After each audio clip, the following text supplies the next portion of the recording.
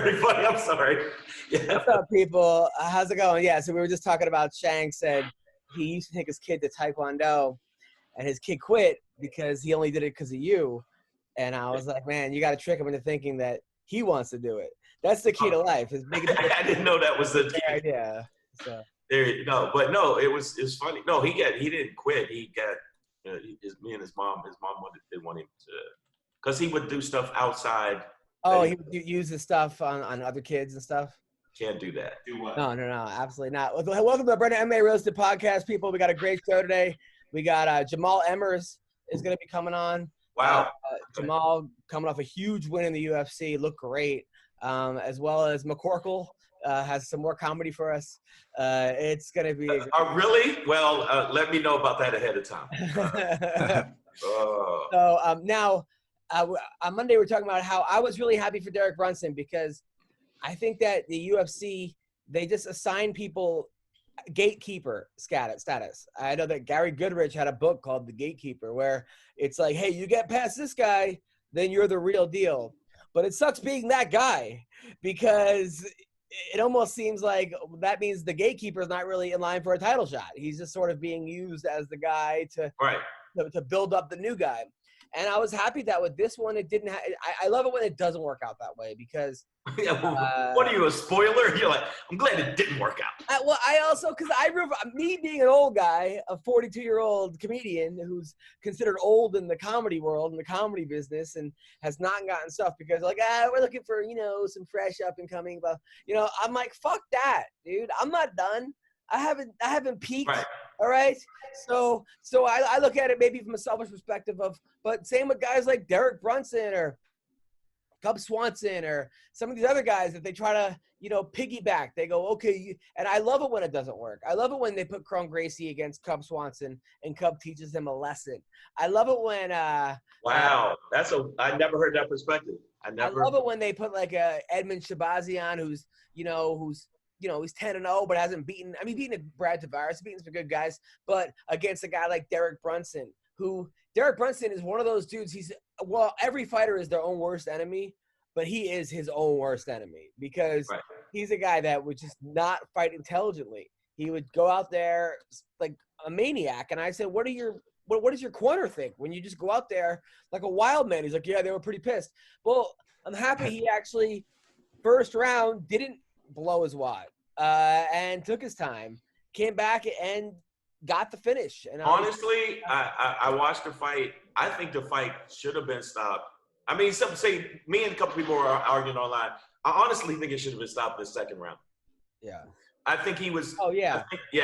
Come on, man. And people were arguing with me like, you got to give the fighter a chance. No, he was pretty much done. Now, when a guy's on the ground and the guy on top of him punches him and his head goes straight back and his hands aren't there to defend the next punch, well, as soon as the head goes straight back, it's over. His elbows, the elbows he was throwing was just crushing him. And the thing is, I see what you're saying. I think about it differently.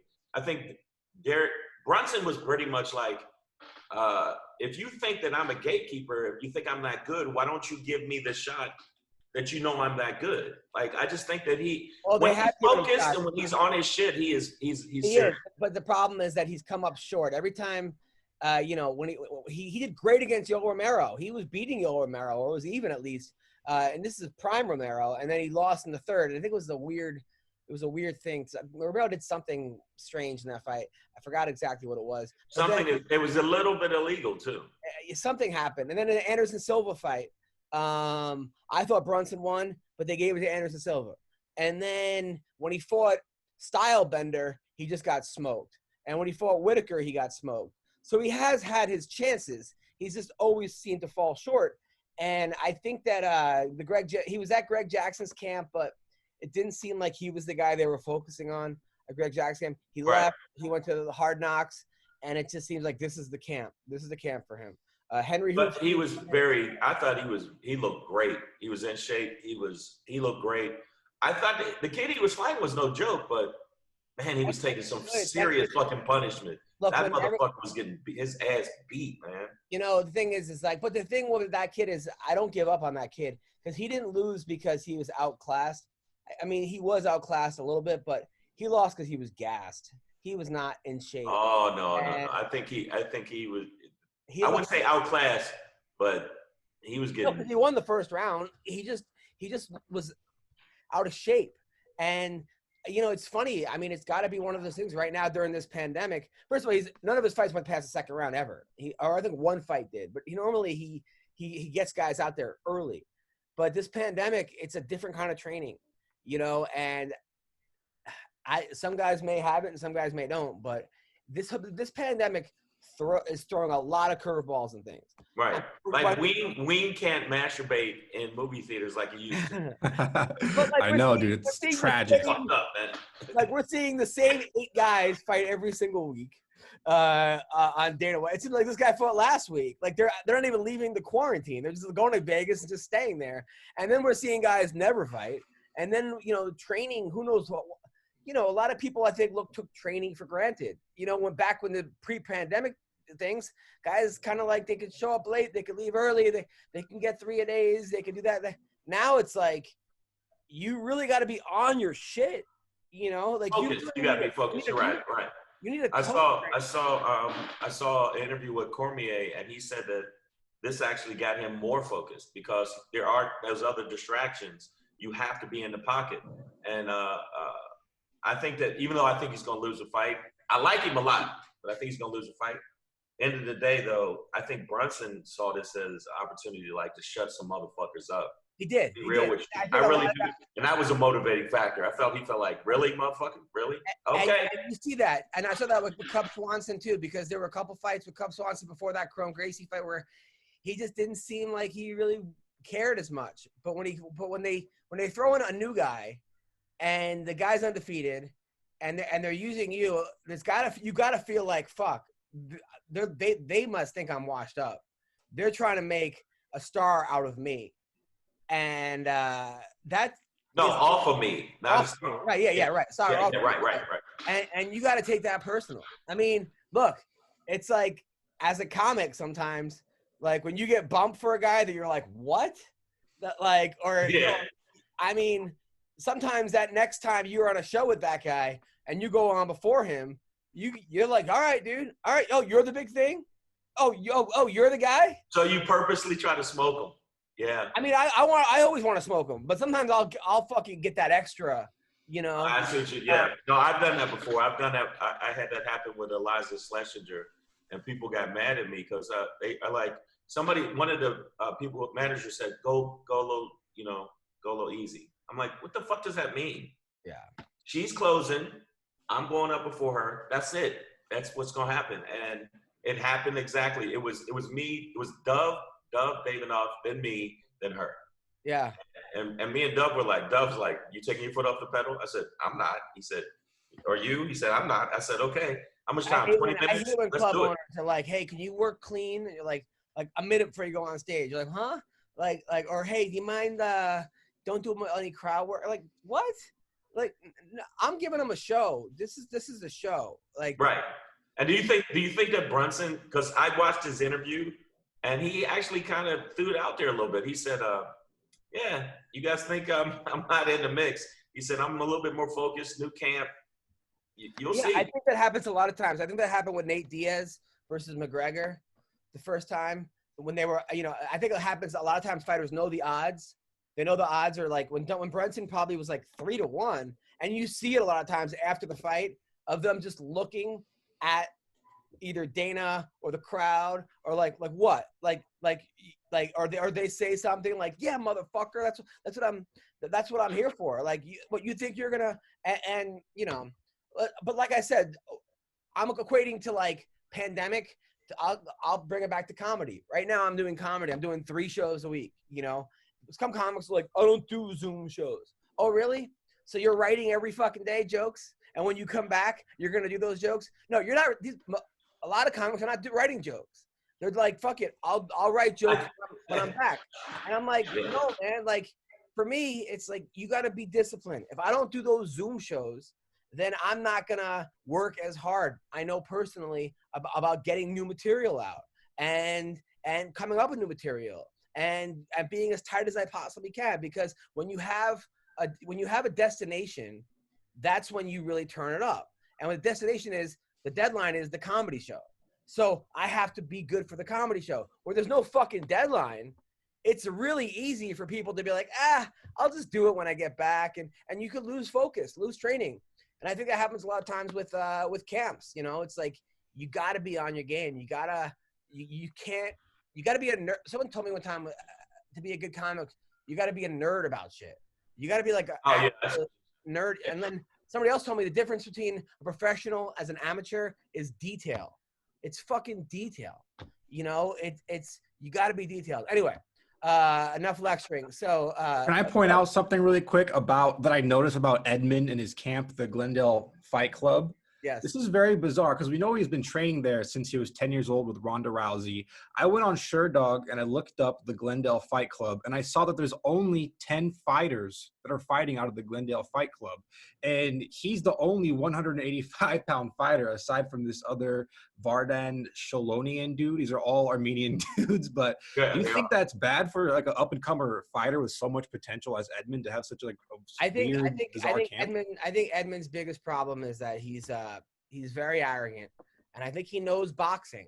You know, he's a good boxing trainer. I know he's got a lot of up-and-coming boxers. Probably, if you look on their website, boxing-wise, there's probably a lot of boxers there. But it's like anything else. It's like this is not a boxing match. It's mixed martial artists. It's mixed martial artists. Edmund was getting the better of Brunson in boxing. He was landing the harder shots.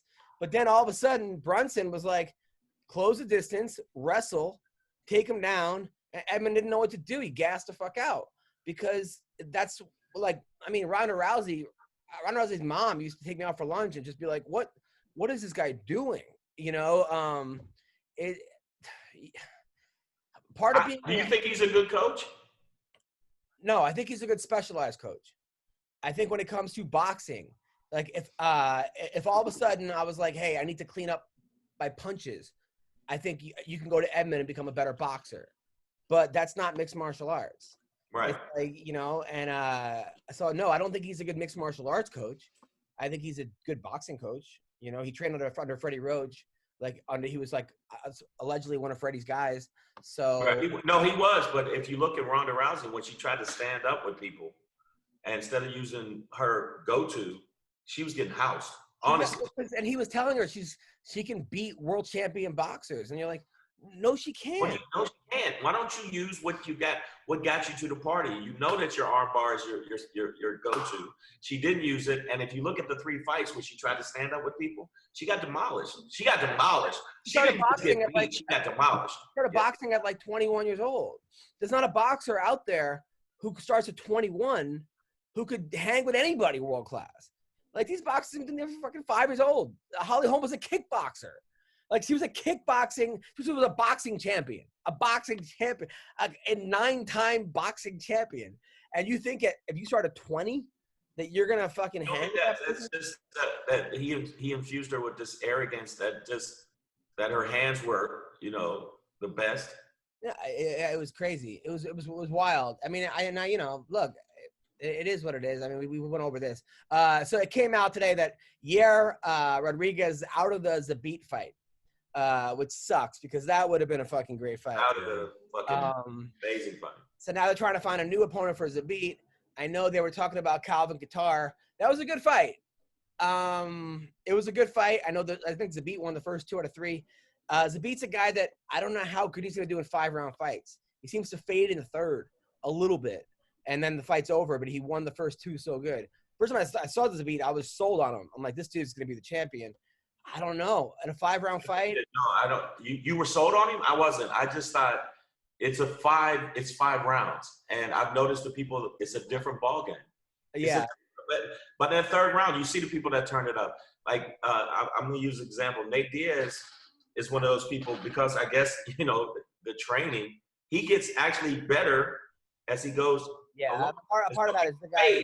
Yeah, I mean, Nate also runs marathons in his free time. Yeah, I know. Yeah, he bikes and he pulls like he pulls elk across the you know. There was a kid on my college wrestling team that was like arguably one of the worst kids on the team, but his cardio was fucking insane. So he would just like pressure you for the whole time, and he would win so many matches he shouldn't have won because of his cardio. I put Clay Guida in that category of he's good at everything, but it's just hard to match certain guys' cardios. Especially, now, speaking of which, according to Tyron Woodley, he signed the contract to fight Colby Covington. I saw it. Yeah. And he's going to be the hero of the world if he beats Colby Covington, and this is his biggest fight. That's what he said. I don't agree. I don't think it was his biggest fight. I thought that his biggest fight was for the belt. That was your biggest fight, bro. Yeah, and probably defending the belt too, right? Well, those were your biggest fights. But him and Kobe had beef, and they've had beef. So I think for him, he's got to win this. But I just think that out of the two, Kobe is a cardio machine, but Woodley hits like a fucking horse, dude. I didn't think of it. Well, okay, look, I've only been to a couple barbershops, right, in my life. But, I think you've been to a lot more. And then me and you went to one in South Central to do comedy. I know. We did. That was so weird. But I remember Woodley trying to tell me he wanted to be, like, the champ of the barbershops. Like, that was his – I remember him telling me, like, he was, like, that was going to be his who they market to. Like, the black urban market, That's just retarded. I mean, I'm not – Why is that retarded? No, I understand because when people talk shit at barbershops, that's the real shit. That's what they think. Yeah. But I think that he should want to be the champion. No, he said he wanted to be the champion of the world, but he was saying that the UFC was they weren't marketing him right. No, that's true. No, that's not true. And he wasn't saying I want to be the barbershop champion. I'm totally misquoting it. Tyron, if you hear this, I want to be able to beat up any barber. And I'm not trying to be disrespectful at all. I'm trying to say that the UFC was missing a certain market for him that would have been huge when he was a champion. Yeah, I think the UFC does that a lot. I think that they miss a lot of audience that loves it and they don't market at all. I know.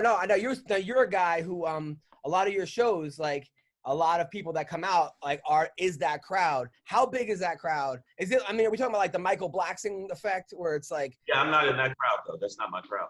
That's not your – but it is true. If you look at the Kings of Comedy, if you look at Kevin Hart initially, if you look at Mike Epps, people that are multi-millionaires that sell out. I mean, Chris Rock's crowd was a urban crowd at first. You look at bigger and blacker, and you look at it. You look in the audience; it's all black folks. So I think that at the end of the day, to miss out on that giant chunk of people who love fighting and love UFC and don't even market to us, like, well, fuck you. We're just going to market to the fucking Trump people, brother. I don't know. I'm not saying that but maybe it's not even like an intentional thing. I mean, it is an intentional thing. How do you ignore that market?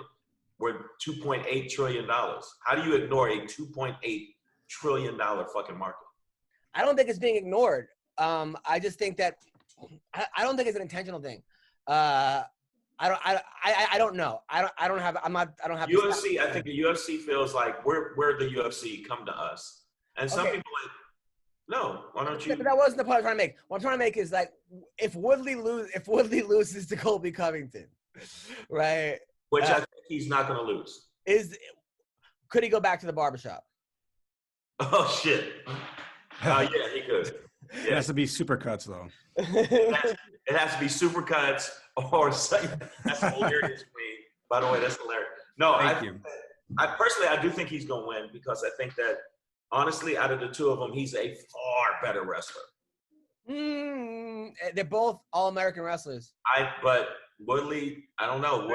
It's very close. It's honestly very close. It's very close, but I don't mean this as a racial thing. Woodley has that gorilla strength. He does. When he's wrestling, he has gorilla strength, as Kobe doesn't. Kobe has some good, but I think that. But I think honestly, I think if they had a wrestling match, because I think Kobe plays top 8 in the country. I know he did, and so did Woodley. I think they were both like 6 or 7. It's pretty much exactly the same. I think it's going to be a 6-5, 7-6 match. I think it's a tight match. Now, Kobe uses his wrestling still. Woodley doesn't. Right. He fell in love with his hands because he was knocking motherfuckers' eyeballs to their asshole. But I think that just like Cormier said to Stipe, he said, "Bring your wrestling shoes, cause it's fucking on." Now he might be saying it's the most important. He might be saying it's the most important fight in his career because this is the fight that's gonna either make him or break him. Like if he beats Colby, he's still in the top 3. If he loses to Colby, he drops way down. That's 3 in a row. I mean, and it's not looking good. You know, it's 3 in a row, and guys get cut after losing 3 in a row. And now we're talking about fighting a guy who's like a 12. You know what I'm saying? And so maybe it's the most important fight for him there. Now, as far as being a hero, he'll be everyone's hero.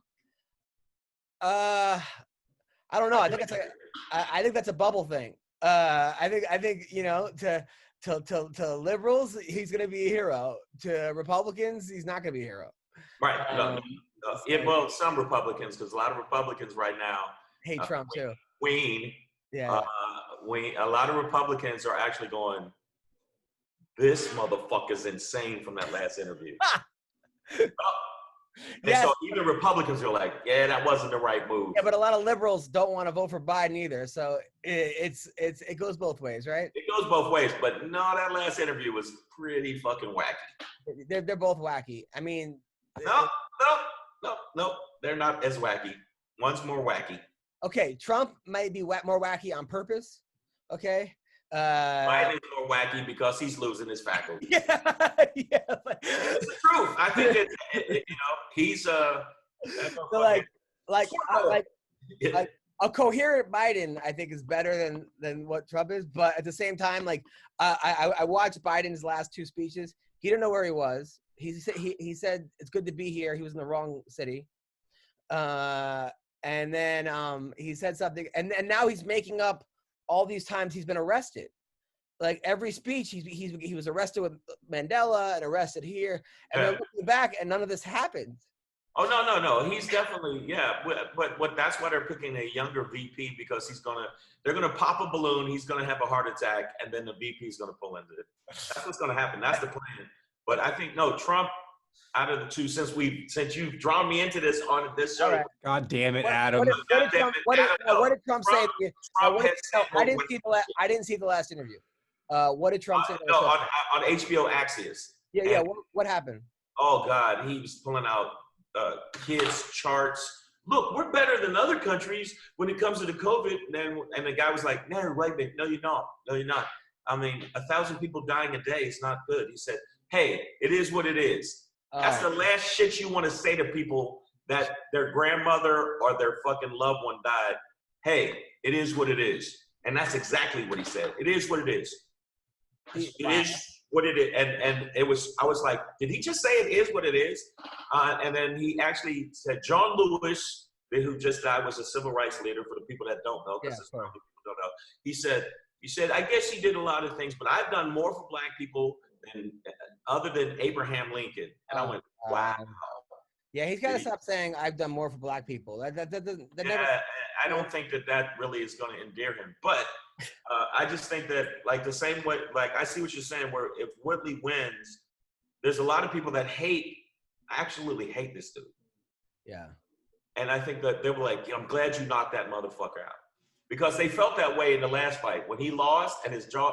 I don't know if his jaw got cracked or something. Yeah, it wasn't broken. It was assumed to be broken, but it wasn't. But he got cracked, and even though he said he won the fight, he didn't win the fight. He did not win the fight. But no, there's an interview. I was watching the top 10 people who go after refs, and he's in the top 10 of people that complain to the refs, harass the refs. He actually tweets at refs. And but he shouldn't. But that's the one thing. I mean, there are guys that like actually attack refs. Oh yeah, they got the top 10. They show the people who physically, Roy Jones. I mean, not Roy. What's the guy with the big beard, the big belly? Roy Nelson. Roy Nelson, yeah.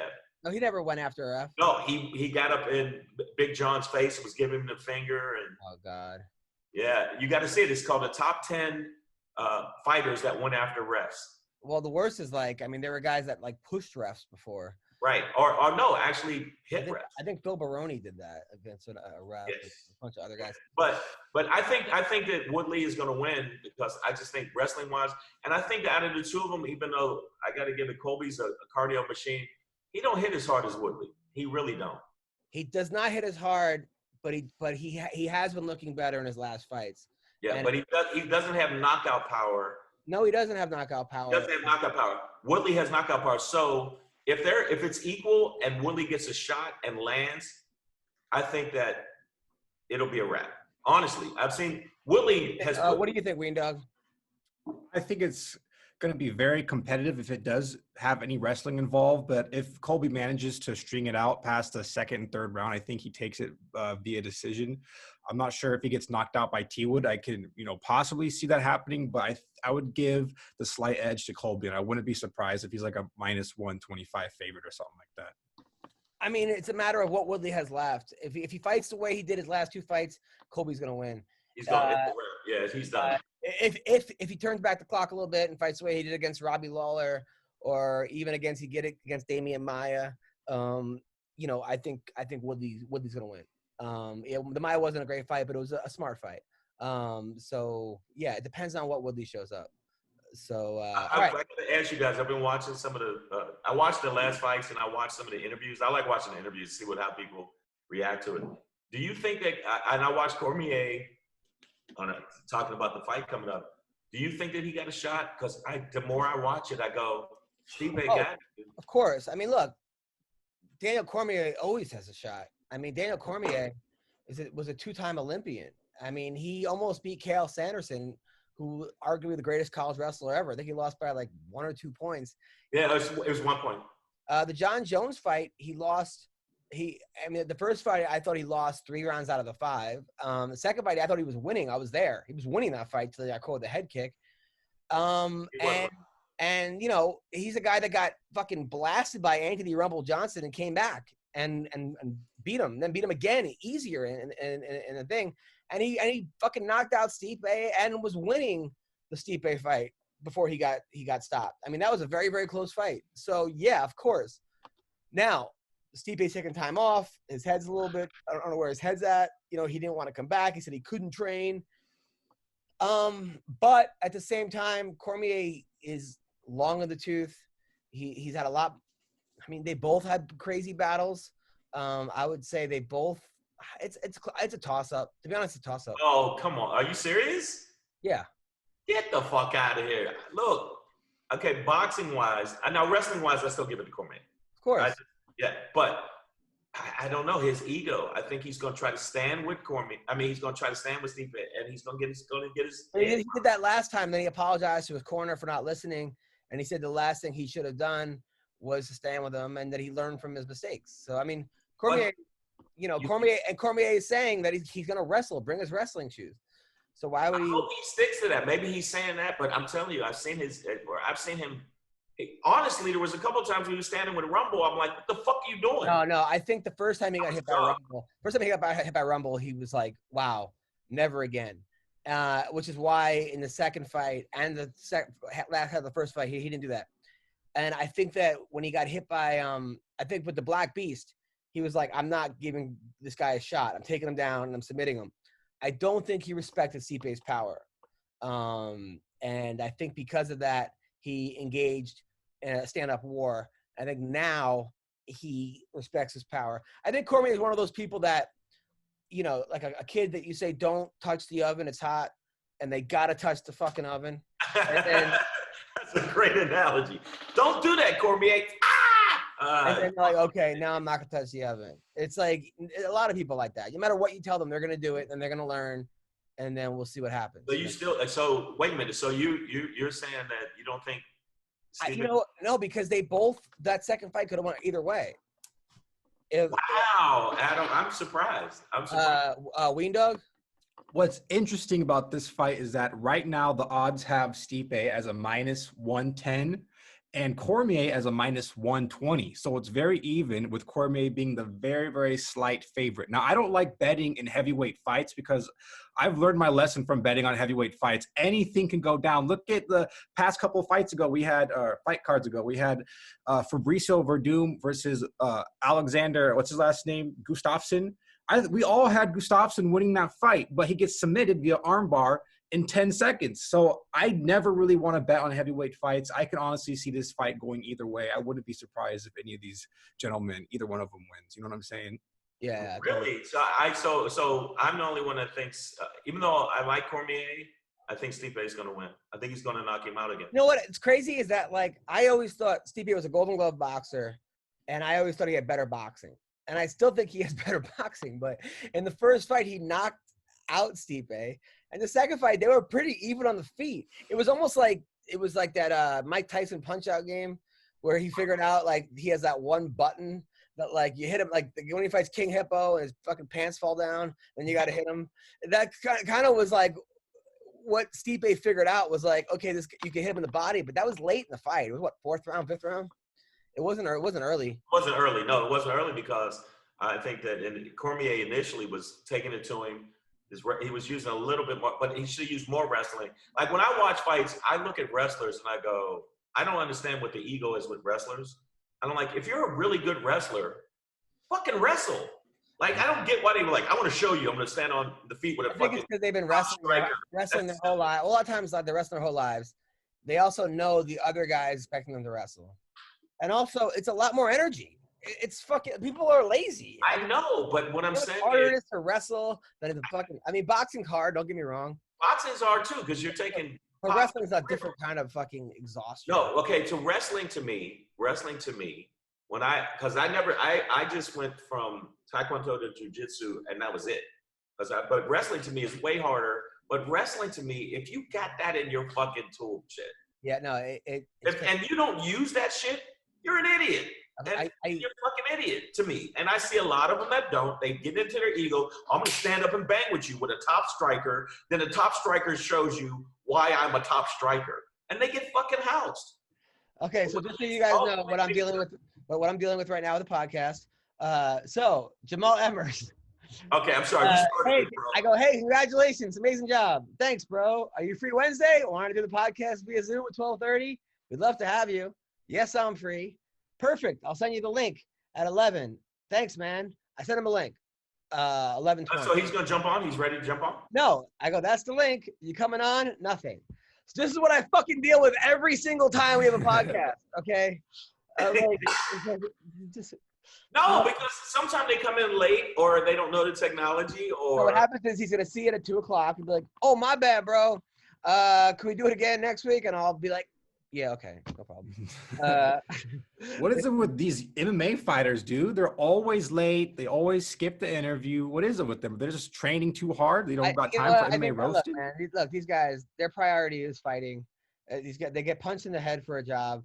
They have to worry about wrestling, jiu-jitsu, all kinds of shit. They just cut weight. The kid just won his first UFC fight.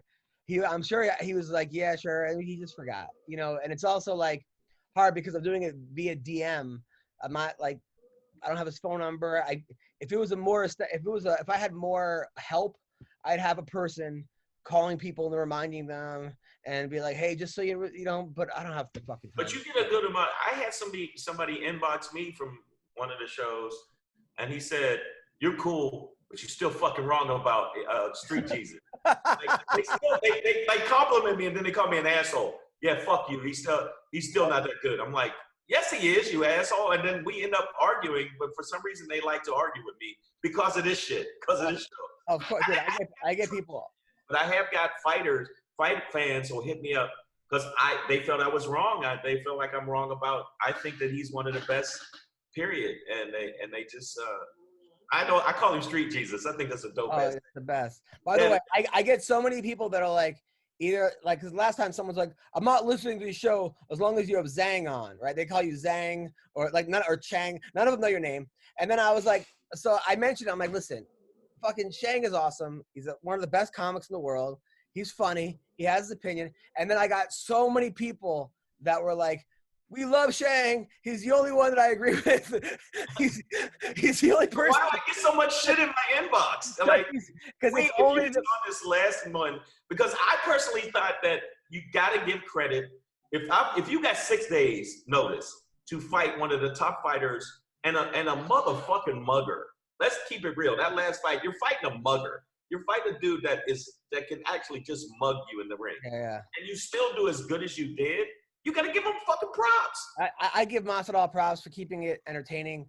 At the same time, like, you know, he wasn't in the best shape. I mean, he didn't know he had a fight coming up, and he didn't know it was going to be in Abu Dhabi, and, you know, but I don't know. I mean, I think if he'd have trained, no. I think if he'd have trained, it'd have been a different fight. It would have, but I think the casual fan that watches that fight is not yearning to see a rematch. That's the problem. Most people are not like, oh, we got to see a rematch with that. It's just not. People are not. They're gonna go. It was a one-sided. It was a 50-45, maybe 49-46, and it wasn't the greatest. You know. Anyway, so Khabib yesterday responded to Justin Gaethje. He goes, Justin is a very nice guy and good opponent for me, but when Octagon closed, he have to be ready for not only boxing match. I'm not Dustin Poirier or Tony Ferguson. I will take him to the deepest ocean and drown him. Jesus Christ, he's so dark. Like, that sounds like some shit he was saying. Don't you think that's some dark shit to say? I will take you, I will kill you, I will take your mother and put her under. Like, why can't he just drown him in a pool? Like, why does he have to go to the deepest ocean?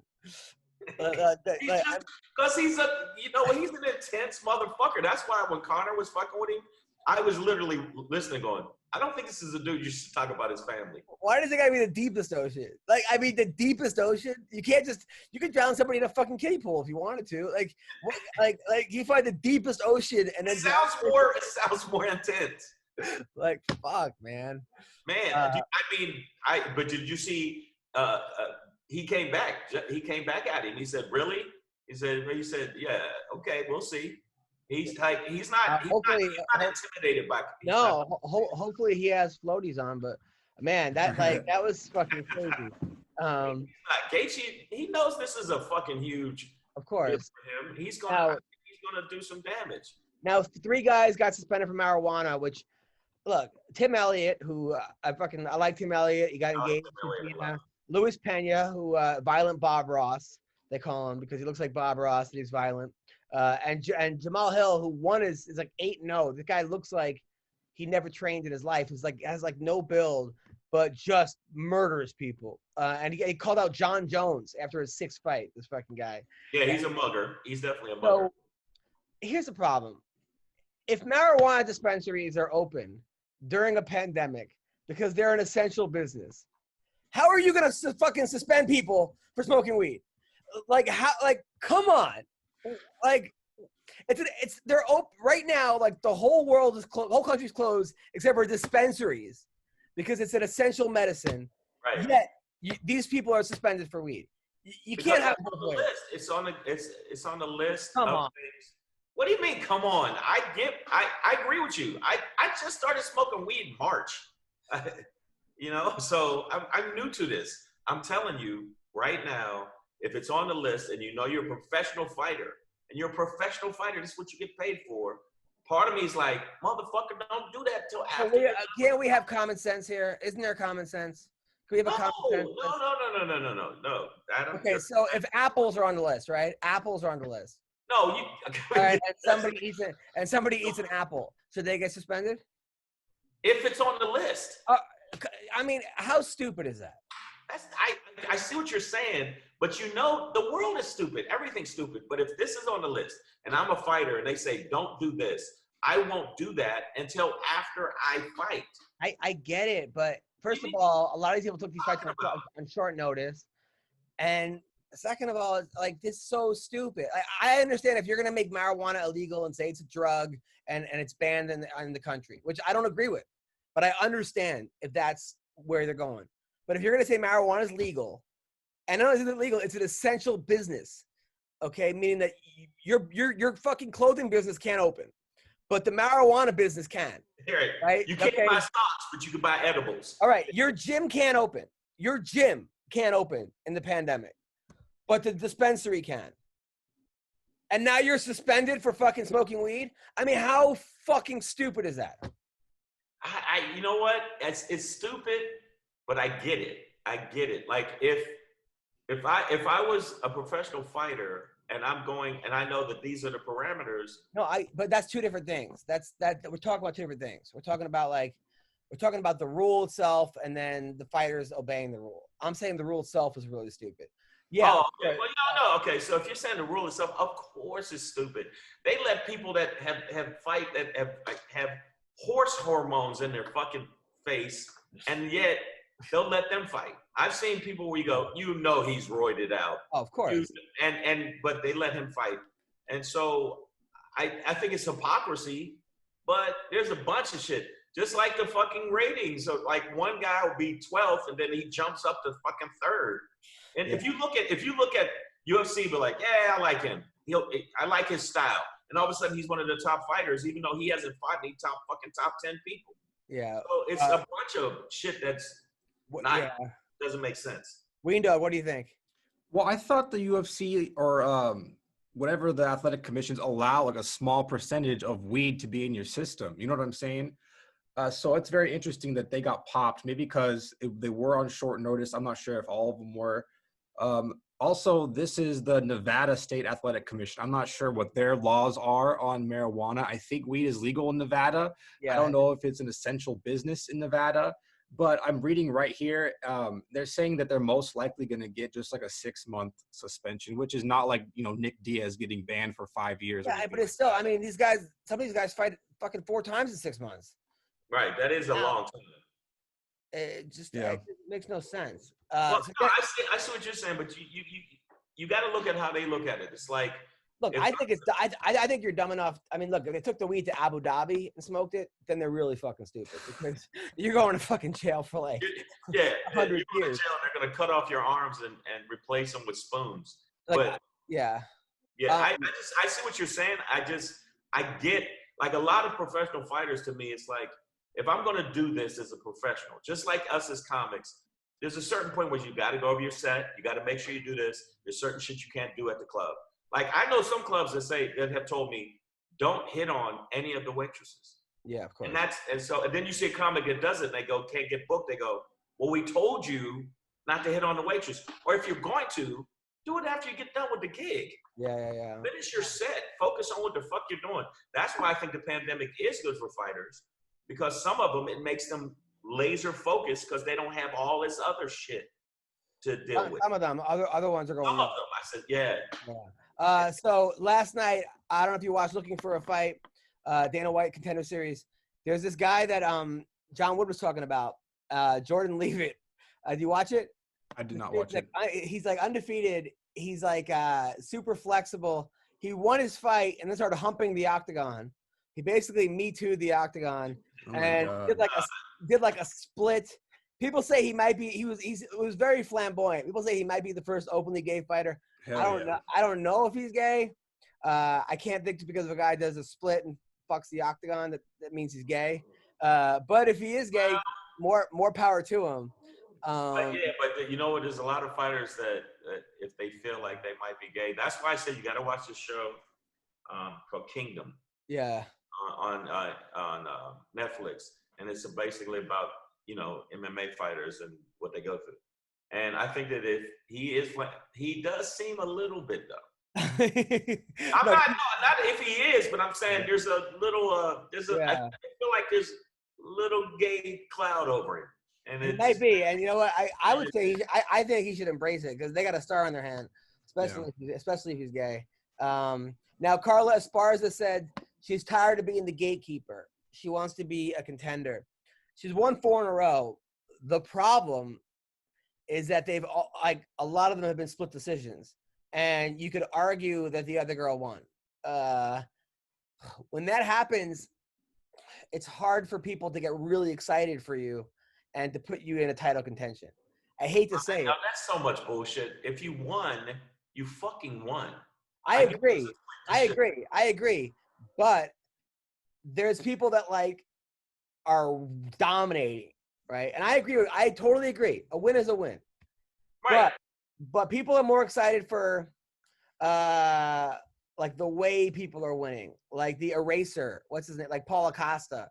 Or even that guy Johnny Walker when he was on his little tear of just putting people out. Or even that guy that what's his name who got a title shot that ended up losing to DC and he lost his last fight. Volkan Ozdemir? Yeah, Oh. Ozdemir. The way he was winning, of just putting people. I mean, when he knocked out Jimmy Manoa in 12 seconds, the problem is that that's who they kind of. They go, okay. I think they shouldn't look at it that way. I feel like a win is a win. She is definitely one of the top, and I think she's right. She should get a shot at it. Why not? I mean, well, right now there's a couple. What if she wins the championship? What if she wins the belt, but it's a split decision, but she wins? She's still champion. I agree, but right now there's Zhang in front of her. Yeah, monster. Joanna Jędrzejczyk, who barely lost to Zhang or had the fight of the year, best women's fight. No, wait a minute. She turned her head into the Toxic Avenger. It was a close fight. It was a very close fight, but she was getting teed off on a little bit. The power shots were a little bit more. Then you got Tatiana Suarez. Yeah, right? That's true. Tatiana Suarez. That'd be a great fight. Carla versus Tatiana Suarez. Tatiana killed her. Oh, they already fought? Yeah. Oh, never mind. Rematch. Wayne is like, hey, oh shit, that didn't happen. Fuck. So I'm looking at 115-pound women's ranking. Wayne, can you bring it up? Yeah. 115-pound women's ranking. So you got those three ahead of her. After that, I think you could put Carla in them. I mean, she's right there. She's right there, exactly. So why not give her a shot at it? Well, then you got the other girl who she beat, the girl from who just beat Jessica Ai. Wait.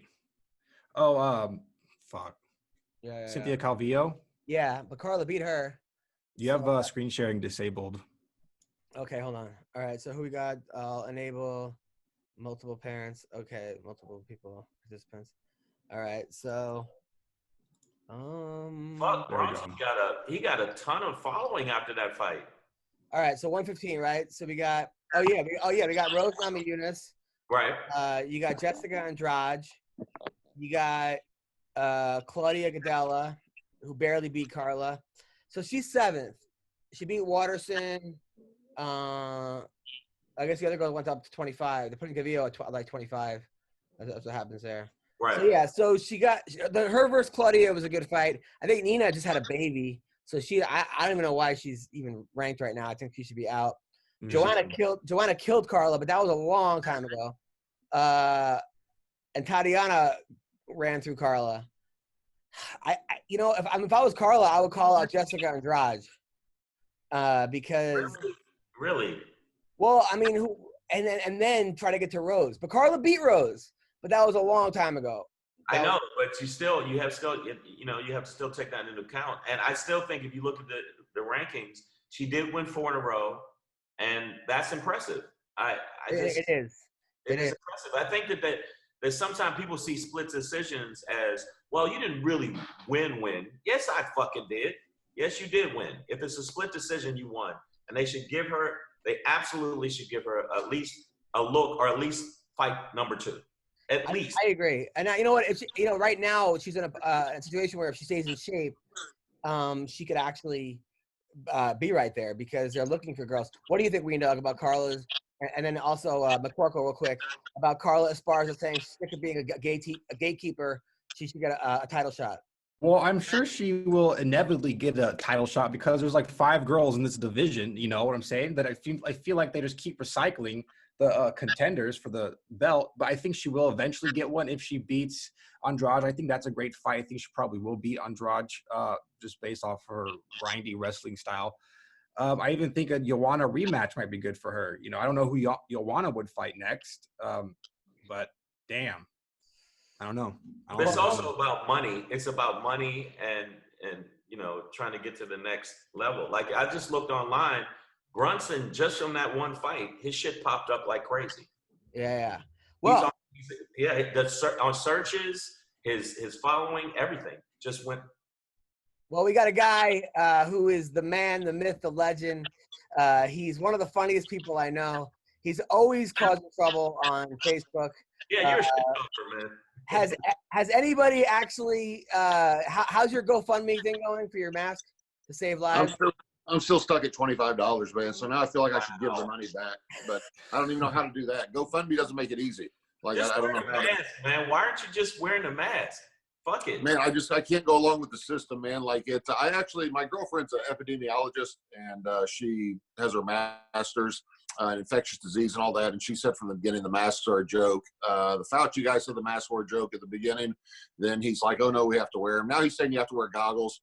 Plus, I don't know. I like to look on people's faces when they're upset I'm not wearing a mask, but too afraid to say anything. That like cracks me up everywhere I go. Like if people are too afraid to. You like the fact that you're giving people shit more than pretty much. Wow. And I actually believe the coronavirus thing. I actually am a big supporter of herd immunity. So I think like everybody's going to get it eventually anyway. So I think you might as well get it out of the way. I'd rather have it now if I had to choose. I'd rather while I'm young. What are you talking about? You don't understand. This is McCorkle. McCorkle's a guy I know who's never cheated on a girlfriend. He would never cheat on his girlfriend. He's a great parent. He didn't go to the WWE because he didn't want to leave his family. This is the kind of guy he is. He's a straight up guy with like huge morals. But when it comes to fucking with people, it's a different level. It's another. Okay, then that's why. I was like, what? He's a guy who lives. Okay, you don't understand. Real quick, we were at a club one day, and there was this nerdy guy that was trying to fit in with us. It was like, Sean, I'm a big fan, blah, blah. And we were at a bar. The guy accidentally spilled beer on some, like, jock bully guy, right? The bully guy got in the guy's face. McCorkle, at the time, had a fight coming up, was wearing an Affliction shirt, was about 265, all muscle. Goes up to the guy, lifts him off the ground. He goes, I will fuck you in the ass, and there's nothing you can do about it, right? So, and then I did. And then we left. All I kept thinking about was that guy picking on the other guy. After he stayed 6 hours circling the college town looking for the guy, just to fight him again, just to fucking threaten him again. This is the way McCorkle lives. Okay, that explains it. That explains your mask thing. All right, now, yeah. So with that introduction, please give it up for Sean McCorkle. Let him know. Sean McCorkle. Yeah. All right. I only got a few jokes this week. I don't know if they're that great because I didn't quite get them parsed out the way I wanted. But I was watching Luke Thomas's show the other day. I was one of probably 4 people that have ever seen it. But Luke Thomas gives MMA predictions and all this, and so it was. I was watching it, and he was telling a shoplifting story, man. Like I was like, what? Like he's like cracking up. I used to shoplift when I was a teenager, and like it was supposed to be funny, I guess. I don't know. And so it's just more proof. Like when you see a guy like that, it's like proof in life that karma always comes back and gets you. Because like he was shoplifting, stealing stuff for stores for years, and now Brendan Schaub steals every MMA pick and everything he says every week and does his breakdown shit. So it's like you can't get away with it. It just comes back on you, you know. Which this one I kind of what the hell? I was watching Rocky IV the other day, man. Like I forgot what a great movie that is too. Like I'm a sucker, man, for Roadhouse, like Rocky. Like I like Roadhouse so much that we were in a Walmart, me and my girlfriend, not wearing masks the other day. And we were at a Walmart, and so a group of guys came in that looked like just kind of like a bunch of redneck dudes came walking in. And my girlfriend leaned over to me and said, "Right boot," which I thought was like one of the funniest things in the world. If you haven't seen Roadhouse 100 times, you won't get it, but that's a great joke. Yeah. Anyway.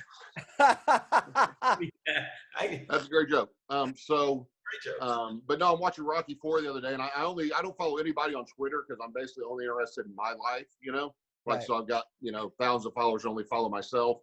Or only look at my stuff, but I got on there and I'm watching Rocky IV, and it was weird because Herb Dean obviously was too, at the same time, like watching it because I saw on his timeline, he was like, worst stoppage I've ever seen. Creed should have been given more time, blah, blah, blah. And I was just like, yeah, I know. I knew he was watching Rocky IV at the same time as me also. Of course. The last one I got, I don't know if you guys remember Bloody Elbow, I think is the website. They do like, yes. They're not as popular anymore as they used to be, but they do like obscure interviews sometimes, like with guys like Where Are They Now? And they actually got in with War Machine. Like they actually got to be able to do it like a full-length interview with War Machine. And they're not the classiest organization. They ask some like inappropriate questions sometimes. Stuff like, the guy in his position, you wouldn't want to ask, them certain things. But they asked War Machine, like, is there anything he can smile about or joke about nowadays? He's in prison for the next 40 years, no chance to get down or anything. And he said, man, look at me. I'm surrounded, I'm locked up. I'm surrounded by a bunch of rapists, criminals, sexual assaulters, and you want me to make jokes? Like, I can't think of anything funny I've ever said in my life. And actually, you know what, my bad. Did I say War Machine? I thought that was Brendan Schaub, actually. Oh, my gosh. Not with War Machine. So he's the one surrounded by rapists and anything I can say ever. So I get those two intertwined all the time. So. Man, I made that joke up in the middle of the night, man. I got up to pee last night, and in the middle of the night, I thought, wouldn't it be funny if you said that War Machine was surrounded by rapists, but instead it was Brendan Schaub? That was a good joke. I liked it. Good. I don't know. Good shit. Yeah.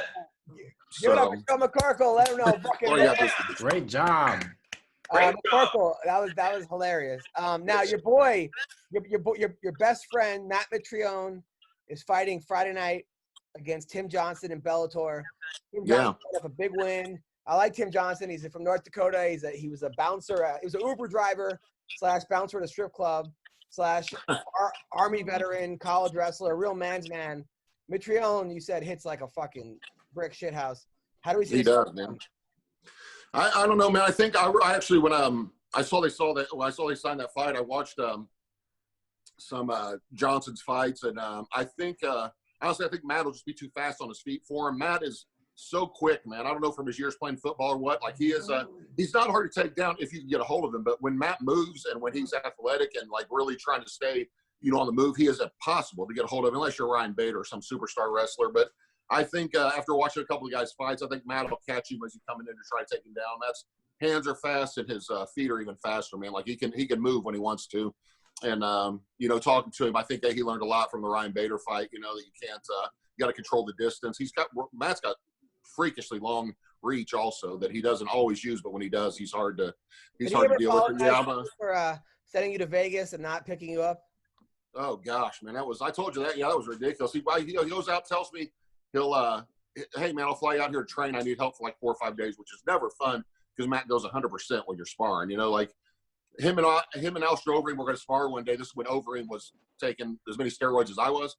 But that's when Overeem was all roided out, and I said, hey man, call me, let me know how it goes. I'm interested to see. That's when Matt joined the Black Zillions, and the next day he's like, man, you ain't gonna believe what happened. And before he even said anything, I said, let me guess, you hit Overeem too hard. He got mad, hit you with like a spinning elbow or a knee to the face, and you guys got in a real fight and they broke it up. He's like, oh, who told you? I was like, I just know you, and I just know how you are. Like, I knew, but yeah. So wait, is that what happened? Is that exactly what happened? Exactly. Yeah, he said he hit him with an inside leg kick a couple times too hard. Overeem said easy, like the third time, like, dude, take it easy, And then Matt hit him with it. He goes, okay, maybe the inside leg kick, the fourth one was a little too hard still. He said, but he did it. Said next thing you know, Overeem got him like tie clinched him, started kneeing him without knee pads in the ribs, and then threw an elbow and hit him like some kind of spinning elbow. But I was almost to the word what what had happened. And what did Matt do? I guess Matt said, oddly enough, he took off his gloves and threw them at him.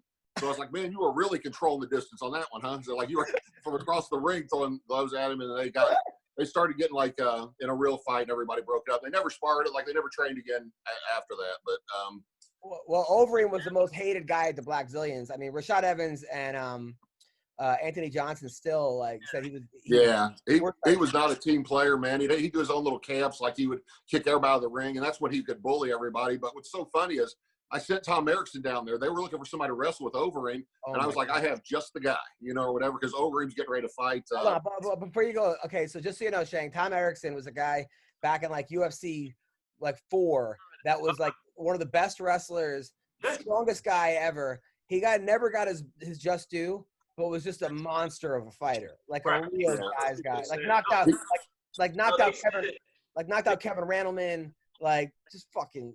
Yeah, monster. But he said about him as a wrestler, he's one of the people, if he grabs you, you're grabbed. Yeah, he was original. Right. So what happened?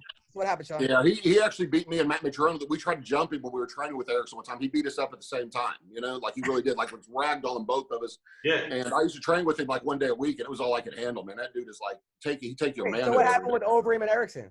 So Erickson goes down there because they were asking me if I had anybody. He was getting ready to fight Lesnar, I think. And I said, I got just the guy. This guy would ragdoll Lesnar, because Erickson's walking at probably 350 at that point and still in shape. I mean, just like 6'4", just head bigger than mine, if that's believable. So he goes down there, and I guess Overeem wants to spar with him, like boxing. And Erickson's like 50 at the time. He's like, man, I'm not interested in sparring with a K1, world champion or whatever. Like, I'm here for wrestling.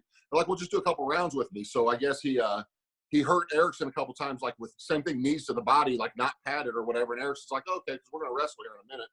And so they go to wrestling. Then Tom shoots on the first 2 seconds, shoots on for a double, and Tom can move, man.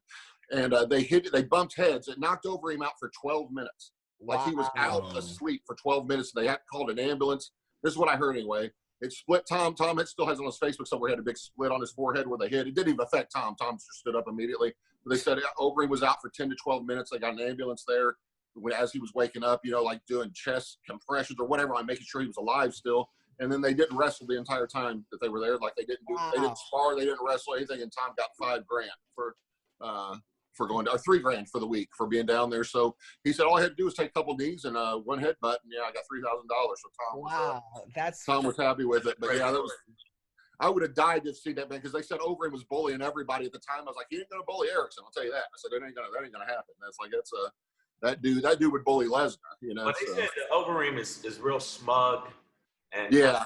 No, they said I saw a couple other fighters talk about him, said he's a smug asshole. Yeah. I think he was a lot, when he was all juiced out, I think he was a lot, and not because it's steroids' fault, but I think he was a lot harder to get along with. He got humbled quite a bit once you're not Superman anymore, and stuff like that. They've said he's a little easier to get along with, guys I know now. But yeah, back then, that's what Mitch Rowan told me. Actually used the exact same word, smug. He's like, you've never met such a smug, arrogant, prick in your entire life. That's the same thing I heard. Now, Sean, you do pretty well betting, right, on fights, right? I mean, on fight, yeah. I suck at every other sport, but fights, yeah, really. I mean, what do you think? You have like an 80% win? Man, I've been parlaying too much, so I lose more than that. But if I don't make on a weekend where there's UFC fights, if I don't make $800 to $1,000, I'm disappointed. Like, so I can usually pick over 80% right. I just got. It's the old gambling thing they hook you on. I start doing 5 and 6 fight parlays, and I'll get 5 right out of 6. Like the one the other night killed me. I don't want to mess his name up. The guy who just lost Brunson beat him, right, or whatever. Edmund, lost. I had like 7 different parlays, whether it be a 3 fight, 8 fight, whatever, all with Edmund winning. And when he lost that fight, it cost me I lost 1,000 as opposed to winning 4,000. So it was it killed me, because when I actually went to sleep before that fight was on, because I was like, dude, he's got it. He's a 4-1 favorite. And I was like, no reason to even watch it. And then I get on my account when I wake up the next morning, look at it, and I was like, wait, how am I down 1,000? Or whatever. So it was terrible. I'm usually good, man. Really, really good at betting them. So let's go 2 fights for the UFC this week. Okay. Alexi Oleinik, Derek Lewis.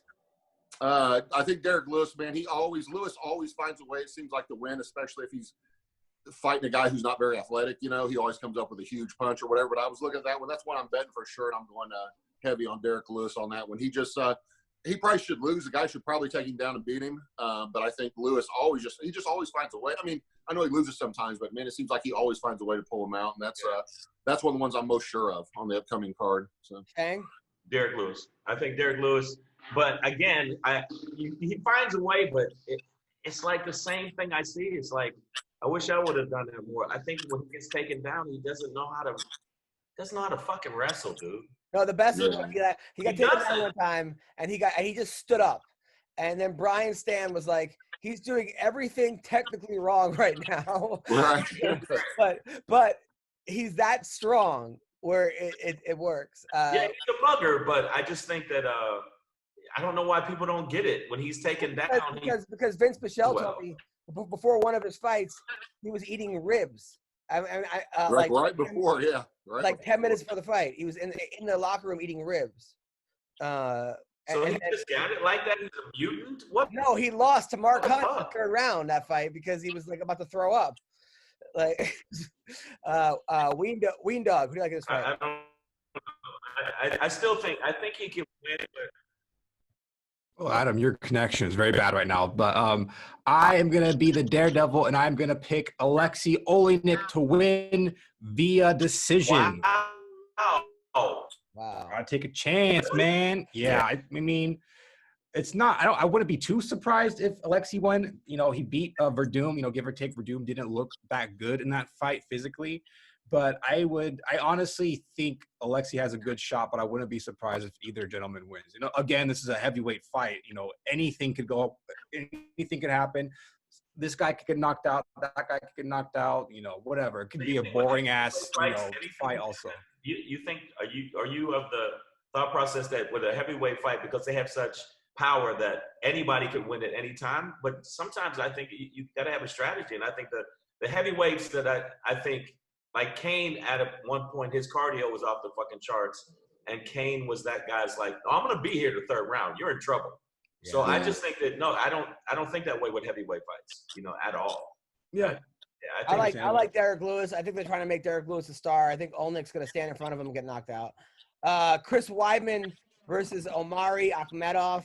Weidman has lost 6 out of 7, has been stopped in 6 out of 7. Omari has won 6 out of 7. Granted, he's beaten guys not at the same level as guys Weidman's fighting. But Weidman says he needs a win. All he's got to do is win. McCorkle, who wins this fight? Man, I'm going to go with Omari strictly because I've lost on Weidman probably 5 of those 6 he's lost. I bet on him to win. So that's your reason?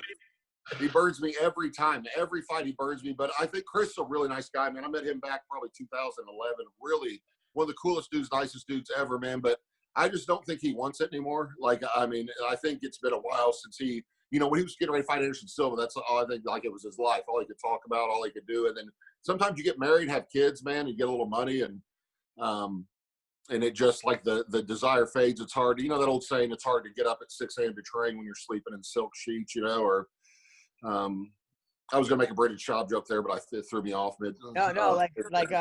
Sinbad said, you're funniest when you're on the bus. Yeah.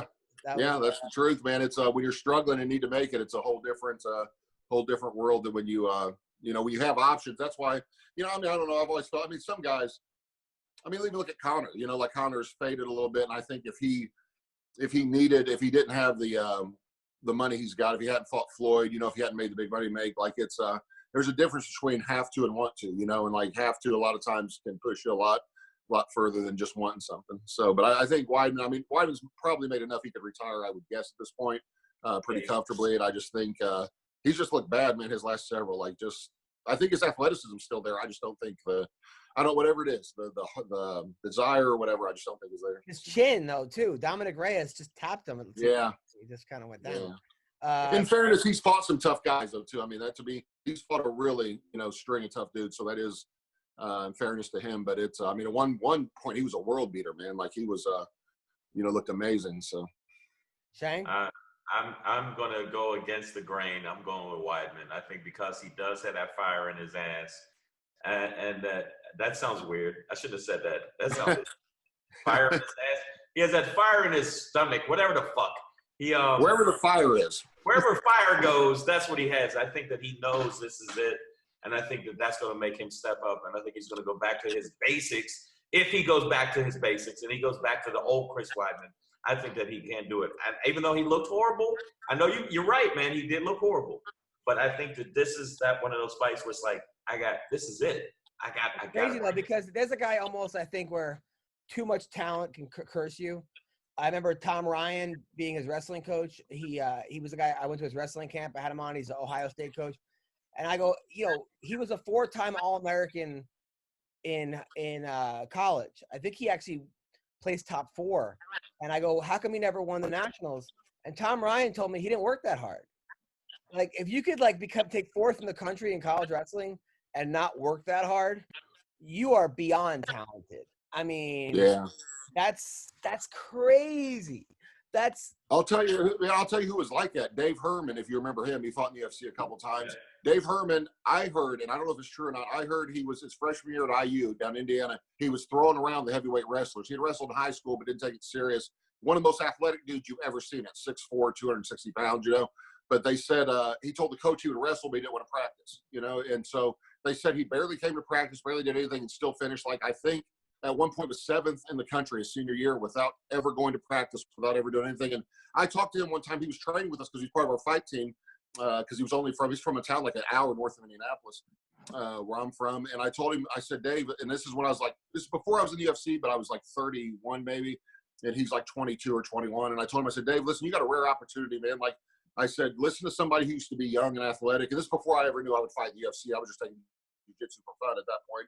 And I said, like, I wasted my natural athletic ability, my size. I said, people ask me every day, did you play in the NFL? Did you do the WWE anything? I'd be like, no, I just started a business. Like, I felt like I, wasted. I played basketball in college, but that was it. And I would say that to him. And I'm talking to Dave Herman for 10 minutes, 20 minutes, time to give him the big brother talk, man. Don't waste it, because one day you're going to wake up and be 40 and you're going to be looking back thinking, why I do this? Why didn't I do that? And I swear to God, Herman tells me, man, listen, if somebody got me a UFC fight, I'd put in a solid 2 weeks. I swear to God, I'd train solid for 2 weeks. He goes, but until then, I'm 16-0. What's the point? Like he's fighting, or at that point, he's like 12-0. No one can hang with me. What's the point? And I was like, all right, never mind, man. I was like, never mind. He could have played in the NFL, never played football before. He could have done anything, just rippled, muscled, real athletic 21-year-old kid. I saw him in a jiu-jitsu contest or jiu-jitsu tournament one time. The guy gets him in a single leg. He backflips out of it and gets out of it with a backflip. And I told him after some, I didn't know you could do a backflip. He said, neither did I. Like, he was dead serious. Like, he had never done it before. He just decided to try a backflip out of a single leg, and then like it worked. A complete, beautiful backflip and landed on his feet. So it was like, wow. Like he just was that athletic, man. But yeah, he intentionally tries to bait the cops and pull him over and then films altercations. There's one on YouTube where he got tased and he kept saying, he kept telling the cops, I don't know that you're actually a police officer, when there's like 4 cars there with their lights on. Identify yourself, like trying to get, I think he's trying to get a settlement. I don't know what's going on. I got harassed by the police last night. That was fun. So. You got arrested last night? No, I got harassed. I was just out, man. I couldn't sleep last night, so I got up, and I live in a decent neighborhood. I got up walking around just for exercise. I had my headphones on, had like a tank top and shorts on. And I'm walking, and I see this cop start following me. He stalks me for probably 25 minutes, and I'm just like, dude, pull over and ask me if you want to, know something. You don't stalk me like I'm a wild animal or something, And he pulled up and asked me if I lived in that neighborhood. I said, yeah, just right over here. I was almost back to my house at that point. Starts asking me a bunch of questions, asking me if I'd been in a car wreck. And the funny thing was, while I'm sitting there, I start having a muscle cramp like a Charlie horse, really bad in my leg, man, like really bad. So I keep making like sudden jerky movements, I was like, like that or whatever. He's like, are you on something? And I'm like, no, I got a muscle cramp real bad. I said, sorry. But I really was afraid he was going to shoot me or something, man. He was acting weird. But this town I live in, man, my cousin used to be like a police captain down here, or whatever. And but he's not anymore, and it doesn't help like to say my name. I would think like being a former UFC fighter or never being charged with a crime your whole life or being white, like I would think at least that, that was a good joke. But no, I was thinking like, welcome to my world. When the guy pulled over, I said, like, no, dude, white privilege. I don't know what you thought you saw, but white here, whatever. But no, it's I've been stopped probably 5 times in the past 6 months by police in this town and questioned, want to see my ID. Motherfucker. I got stopped walking from the living room to the kitchen. Dude, he got stopped during the podcast 6 times. I just what are you doing? All right, so finally, Shang went to get his headphones like this, like a minute ago in his living room. Wait a minute. I was just on the fucking podcast. Chill. No, but it's funny that you say that, man, because it was like maybe a month ago I got pulled over. But it was so funny. I was like, hey man, I'm just going to the store, and I was real nice, and I tried to be real nice because I thought this could go really left. And the guy was actually nice. I said, you're 1 out of about 100. Right. Go. It's funny, man. We were talking and we were arguing the other day about everything, and you were saying burn down the whole country and whatnot. But no, I was thinking about it. I was thinking afterward, why am I so pro police? Because I've had probably 20 experiences with cops and never a positive one, like ever. Never. I thought every time I've been pulled over, the guy was a dick to me. Every time I've been nice and been like, I'll just joke with a cop in line at the gas station and be like, just make a joke or whatever. They give me a dirty look, whatever. I'm like, do I look like a criminal? Like, is it because I'm not wearing a mask and I'm coughing in your face? What's wrong? Like, I don't know. But so finally, Weendawg, Weidman or Omari, who wins? I'm going to side with Shang on this one. I'm going to pick Chris Weidman to win via decision. The reason is because Akhmedov, a lot of his fights, especially his past 8 fights have all been decision. And, he's not like this vicious striker like everybody who's Chris has been fighting recently. Like, look at everybody who Chris has fought. Dominic Reyes, Gegard Mousasi, Yoel Romero, Luke Rockwell. These guys are savage strikers. And I think like a hard grinding wrestling match is what Chris needs right now. And I think he can pull off this decision win. Me and Ween are on the same page, brother. Yeah, we'll see. I'm picking Chris because I'm like I like know him. Well, listen, guys, this is our podcast. That's the reason you're picking. If I bet on fights on knowing people, I'd be in bad. I don't want him to get mad at me. I like that. I don't know what I used to do. I used to do anytime Brendan Schaub would fight or Travis Brown, I would bet like $500 on them. That way, if they lost, I could still crack up and like hope they lose. But if they won, I made $500. You know what I mean? So it'd be like I couldn't lose either way. So you lost every time. Listen, thank you guys. So fucked up. Thank you guys so much for watching the podcast. You guys are awesome. Sean, take care. Shang, take care. All right, buddy. Take care. You guys are the best. Take care.